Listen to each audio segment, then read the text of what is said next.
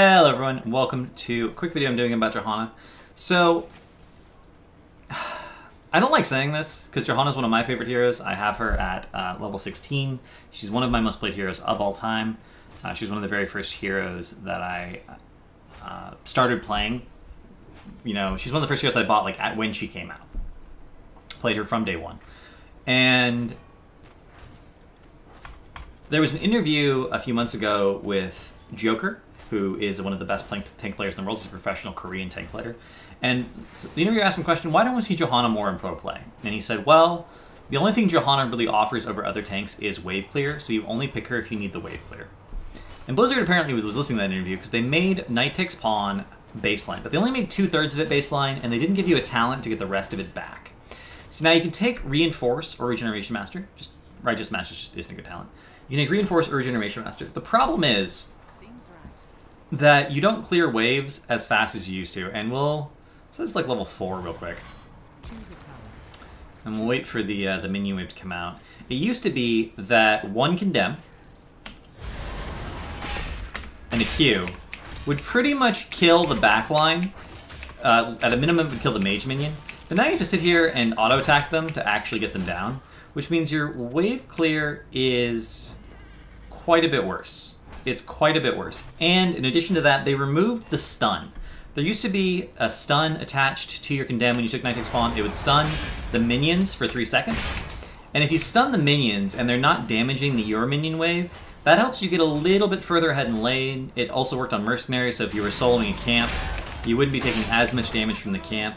It had lots of little advantages that added up over time, which for a level 1 talent is fair, right? It's a small advantage that if you play well, you can make it mean more. But not having that stun and having the reduced damage actually makes Johanna significantly worse at the things she was good at. And here's what I think is going to have to happen if you want to pick Johanna. I think you're going to have to give up Laws of Hope at level 4. So you go Regen Master or Reinforce for extra survivability. Right, we'll take Regen Master. We give up Laws of Hope in exchange for Eternal Retaliation. And by taking Eternal Retaliation, we're going to restore some of her lost wave clear potential.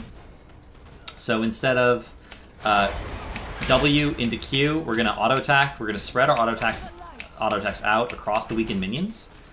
And then we're going to W again. Spread our auto-attacks, maybe trade damage in lane. We'll just W a few times, maybe even like 3. Maybe 1 Q, and that will clear the wave. It's still not as good.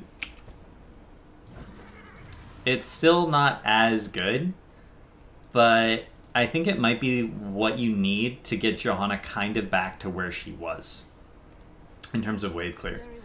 I don't like this idea, really. I think that they should have given her a talent to get the full wave clear back, or even get the full 400% back that it used to be. I would have preferred that.